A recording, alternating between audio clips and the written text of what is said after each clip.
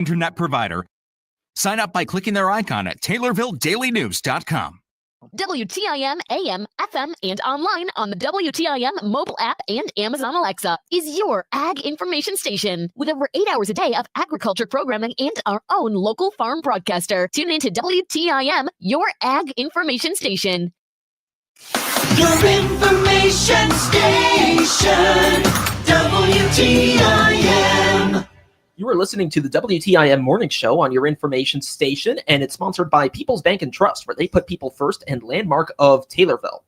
I'm your host, Reed Kamai, in for Grayson Bauman this morning. Our next guest is Chief Deputy of the Christian County Sheriff's Office, Jim Baker. Jim, thanks for coming in. Thank you, Reed. And we'll start as we typically do with you. Just look back at the month of October, and the previous month in this case, at some of the numbers. I'll let you take it away. Yeah. So in October, we had 23 generated reports compared to 27 the month last. So that's about on track. One criminal arrest, which was down from 4 last month. We had 2 major traffic arrest. The deputy served 43 paper services and done 46 location checks.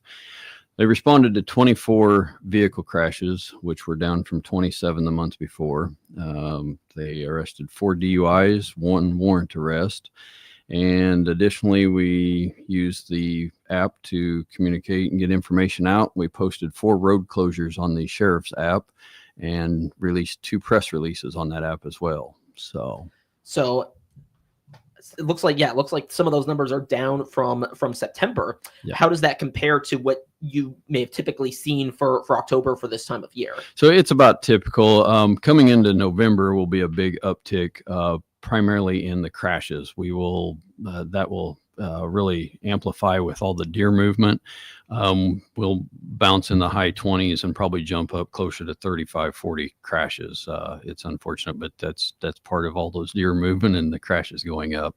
So deer, and I would imagine also all the travel for Thanksgiving. Yes. And there's something we'll talk about a little bit later involving Thanksgiving as well. Yes. Now, those roadway closures, are we talking about like long-term construction projects, or it's like shorter for crashes? No. So what that is on the app, the Christian County Sheriff's app, we developed a way to communicate directly to the citizens in real time. And what that is anytime we close the road for traffic crashes, I believe last month we had a grain spill on the roadway. Anytime that we divert traffic or shut the road down, then we send out a notification that road and area is closed. And then when a traffic crash scene is completed, we will then post it that we're reopening the roadway. Okay. Yeah. So those temporary things you mentioned grain spill. Yes, we had a grain spill last month on Nokomis Road or County 1, where a farmer had went across the bridge, hit a bump, and the back tailgate must have opened, and it spread about 3 inches of soybeans for almost a quarter or half a mile up the road, and that was quite a challenge to get all that off there and get everything done. So it's stuff like that we would put out to divert traffic or make citizens aware that there's congested traffic or stuff like that. 3 inches thick? No, it was about 2 inch to 1.5 inches thick. Oh, okay. It was enough that, quite a bit that they had to get out some heavy equipment and a vacuum and stuff like that to shut the road down and get that cleaned up. Yeah, and harvest season, those sorts of things certainly can happen. Well, let's look at the month of October, at least in terms of the numbers. Now, we've got some news involving some CCSO employees. Talk a bit about that. Yeah, so a couple of the employees right off the bat, Deputy Caleb Woods has completed his FTO field training, and he's now out in the field on his own, providing the service to the community. But more importantly, we had something with 3 employees, one being a Deputy Sergeant Alan Bailey, Court Security Officer Rob Campbell, and Correction Officer Mallory Berkschneider. Those 3 individuals on the same day were honored. They're being nominated through the Sheriff's Association for Deputy and Correction Officers of the Year for life-saving measures. What they done was back in October 27th, started out after court. Sergeant Bailey was escorting the inmate with Court Security Campbell out of the courtroom when that individual was belly chained, had his hands tied, and he come to the handrail of the 3rd floor of the courthouse, and in an attempt to suicide tried to waistline over the top of the rail. in really just proactive life-saving measures, Deputy Bailey dove for the guy's legs, got the legs. They pulled him back over the rail and saved his life. And then Sergeant Bailey brought him back to the jail and gave emotional support and mental health counseling to the point where we could get him some help. So he was put on a segregation 15-minute suicide watch. And later that same day, within the hours, Correction Officer Berksnyder noticed something on the camera that he seemed, just previous interactions, he seemed emotionally upset and crying and just having a hard time. And so she was really monitoring him, the extra effort. And later that in that event, he basically tied a shirt around his neck and was cutting off circulation. She seen something wasn't right, entered the cell, and basically removed the ligature around his neck and basically got him breathing again. So that was three instances where their heroism basically helped save that individual's life. I think that shows that these individuals were nominated last night, as well as or recognized last night, the county board for accommodation for life safety measures, as well as will be nominated at the state level for the Sheriff's Association for life safety for those individuals. So you mentioned they were recognized last night at the county board meeting. This was discussed. Were you at the board meeting? Yes. Okay. Yes. So I gave a presentation. We went over in detail the events that led up to this. The three were basically the county board wanted to recognize these individuals. And so they were awarded a commendation last night at the board. And it was great to see the support of the county board in favor of that as well. So it seemed like there were multiple sort of incidents that, the three people were collectively involved in. Yes. So this all happened in one day? Yes. Okay. Yes. All on October 27th. The event happened at the courthouse early in the morning, and then they brought him back to the jail. And I believe it was within a couple hours, the individual then attempted a suicide attempt in his cell. So, it's one of those things that together, Deputy Bailey, Court Security Campbell, and Officer Berksnyder acted in a team effort across separate moments on the same day, saving the life of the inmate in serious risk. So we believe that their vigilance and courage, their compassion exemplifies some of the highest standards that the sheriff's office has, and just went above and beyond to be considerate and mindful of protecting and serving their community. And now I know suicide watch is certainly a part of the systems that some prisons have. Is this trying to think of where I was going with this. How common is this sort of thing where, a deputy or like a court officer would have to essentially get involved and physically intervene? Yeah, I don't know the last time that something, it's, it could be once a year or something when we have an incident where somebody, unfortunately, when these individuals are incarcerated, it ties directly to mental health. It can be a strain on mental health. A lot of times it's a reaction from drug interdiction or drug addiction, and then it rolls over into mental health. And we do have individuals that, we try and stay on top of it, provide mental health and counseling through that to the inmates. It was just yesterday I met with Christian County Health Department, Dr. Chad Anderson, and we are actually working on a program that will have a therapist come in and offer additional counseling on top of what we already have. When these individuals go through mental health or something like this, we reach out to the therapist that's on contract to come in, mental health, to decide whether or not they need medication, treatment, and stuff like that. But we do want to work with our local health department to provide more resources and maybe offer a weekly counseling for those individuals. So that's a program that we're really looking forward to amplify. Yeah, and it sounds like what you folks are trying to do is, obviously save lives in the moment if you have to, but also work towards better outcomes in terms of mental health for the folks who are involved, because as you mentioned, that is a big part yes. of a lot of these criminal situations. Yeah, the positive outcome on this is we can't thank them enough for their efforts to save the lives of this inmate. And then the positive note is that the inmate since opened up to mental health. They was able to get him counseling and get him to a treatment center. So that was a positive outcome of this. Of these two events. Well, that certainly sounds like a positive outcome, and great that those folks were able to get involved with that. As I'm talking right now with Chief Deputy Jim Baker from the Christian County Sheriff's Office, and we're going to take a break and come back and talk a little bit more about some topics relating to Thanksgiving and the lead up to it here on the WTIM Morning Show on your information station. Don't go anywhere. Your information station. WTIM. Of the 2024 construction projects by Christian County businesses, those businesses saved an estimated $370,000 in sales tax by utilizing the county's enterprise zone. Through the efforts of the Christian County Economic Development Corporation over the past 20 plus years to establish and grow the county's enterprise zone, new and existing businesses in the county can save significantly in sales taxes. Find out how they can help your business by clicking their icon at TaylorvilleDailyNews.com. The Christian County Economic Development Corporation is moving Christian County forward. I'm Jeff Grimmett, Assistant Vice President at People's Bank and Trust in Taylorville.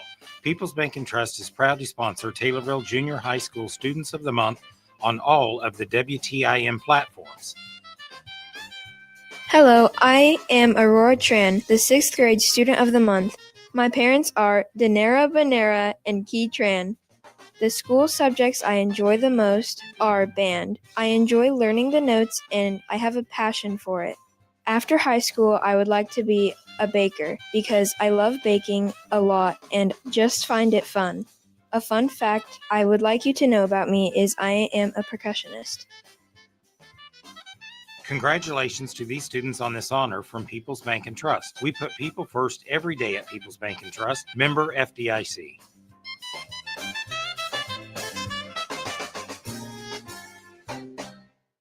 Finding the right employees can be a real challenge these days, whether you're hiring full-time or part-time. That's where the regional radio stations come in. We're here to help you connect with the qualified candidates you need. Check out IllinoisJobPost.com. That's IllinoisJobPost.com. It's part of our comprehensive radio and internet employment campaign designed to get your job openings noticed.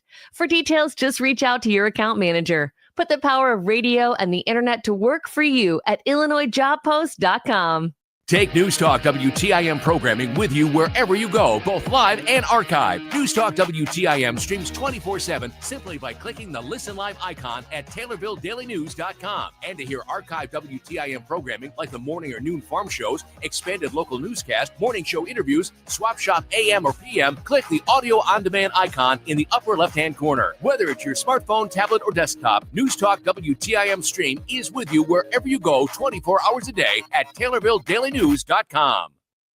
Whether you need a same-day procedure or life-saving care in an emergency, Taylorville Memorial Hospital has the technology and the team to deliver exceptional care. It's where great care comes together. Learn more at TaylorvilleDailyNews.com. With over 8 hours a day of agriculture programming weekdays and 2 hours on Saturdays, WTIM AM, FM, and online is your ag information station. Listen by tuning in on air or online and listen to WTIM Ag podcasts anytime.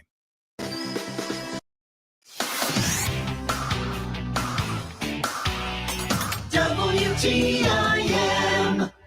Welcome back to the WTIM Morning Show on your information station. It is sponsored by People's Bank and Trust, where they put people first and landmark of Taylorville. I'm Reed Kamai, and I continue my conversation with Chief Deputy from the Christian County Sheriff's Office, Jim Baker. We were talking about October's numbers and other notable events that took place in October. I want to focus now on what's to come in November.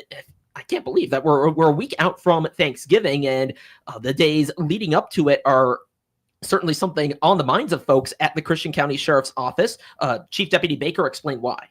Yeah, so with Thanksgiving, we always hope that everybody has a happy, safe Thanksgiving. But what comes with that Thanksgiving, you have people traveling from home, going out, socializing and stuff. And there's a unofficial holiday called Blackout Wednesday. And for those that don't know, that's going to be November 26th. It's the Wednesday night before Thanksgiving, and which is a major night of social gatherings, drinking. It's an unofficial holiday known as Drunksgiving or Drinksgiving. And it's a busy night at the bars, leading up to a spike in impaired driving. In some areas, other agencies do checkpoints. What we will do is the deputies out on patrol that night will focus heavily on impaired driving to keep motorists safe and take a proactive approach to basically underage, or not underage, but any drinking and impaired driving. We always recommend, if you're going to go out, socialize, we want people to have a good time. I know family members come home from far distances, they go out, socialize and drink, but need to be mindful of that and have a designated driver. I did not know about this until we were talking about it just now, and I'm personally a little surprised. I mean, I believe it, but I would think that, let's say I'm going to be meeting with some, or spending Thanksgiving with some loved ones. I would want to show up not wasted. Mm-hmm. So I guess I'm sort of wondering what gives, and maybe a thing or two. Well, they just get out, and you think about it, you get people home and they haven't seen people in a long time. It starts out a few drinks, and I'm assuming, hours into it, then it's easy to go to the other side to where you're out having a good time, and you still got to get home. And some people call it like New Year's Eve. It's a rookie night. People that don't often get out there and get impaired make bad decisions, and we want to make sure that everybody gets home safe. And it's kind of like motorists out there. If you're not aware of it, I call it best practice. It's best practice not to be out if you don't have to on the road late. You get into that 9, 10, 12, 2 o'clock morning hour. If you don't have to, and if you are, be extra vigilant to watch the oncoming traffic, things like that, and take a proactive approach to, defensive driving, because it's one of those things that you have to, when you know that it's amplified of people out there impaired on the roadway. Has this trend grown in over the years of these sorts of incidents happening, these sorts of traffic stops? Have you seen that? Yeah, I think it's been, it's hit a high peak where people were doing it and not being mindful of it. And now I think they know that the enforcement out there is looking for it, that they're taking a proactive approach. I do know, like I said, it's over the years of increased of popularity of Blackout Wednesday or Drunksgiving, the nicknames that they give it, and we want everybody to get home safe and have a safe holiday, and so that's why we're going to be out there doing our part. And I would imagine talking about it even right now is probably going to help with that. Then maybe people hear it and they think, okay, you know what, maybe I won't drink quite so much, or I'll drink but stay at home so I don't have to drive afterwards. Sure. I would imagine that's going to help out in that sense. Yeah. It's, the idea is to get ahead of it, to make sure that people are mindful of it and say, hey, don't forget, even if they go out and have a few drinks, and, have your designated driver, and know that we're out there and want everybody to get home safe. So keep that in mind. Yeah, the night before Thanksgiving. Yep. That's November 26th, the Wednesday. It's every year, the Wednesday before. So, just can't say enough about how we want everybody to get home safe and be mindful that event, unofficial holiday, is taking place. Yep, and make it safely to those gatherings the following night. Now, separate from that, we've got about 2 minutes left. Mm-hmm. I understand you folks are trying to bolster your downstate emergency response. Talk a little about that. Yeah, so I've been attending a meeting. There's a focus on getting a downstate response team together that would consist of multiple agencies throughout multiple counties, as well as bringing in the larger cities involved with their investigators. And the focus behind that would basically be a way that in the event that we have a critical incident or event, I would be able to make a phone call. And if you will, it's like a hotline or a call tree of individuals that are willing to come assist, or we may go to another county and assist there. It's being held in the southern zone. There is one down in the St. Louis area that it's modeled after. It focuses around homicide, but we fortunately for us, we don't have that big of a call for that.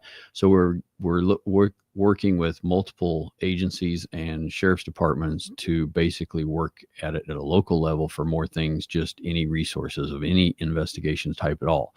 And so I'm glad to see that on a monthly meetings, we're putting together an executive board working on that to get some of those things in order and to continue to push forward to give more resources to not only ourselves but other counties.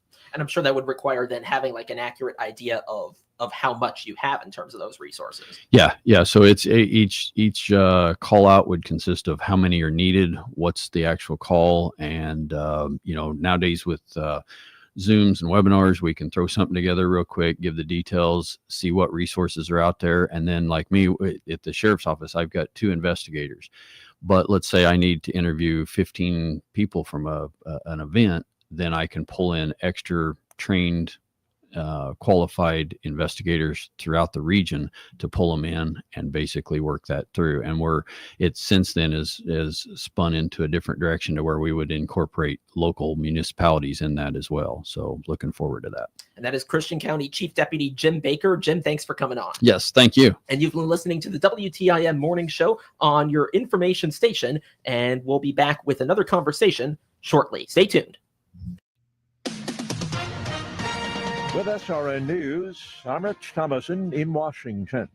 Wall Street is rocketing higher this morning, given a boost by the just-released September jobs report.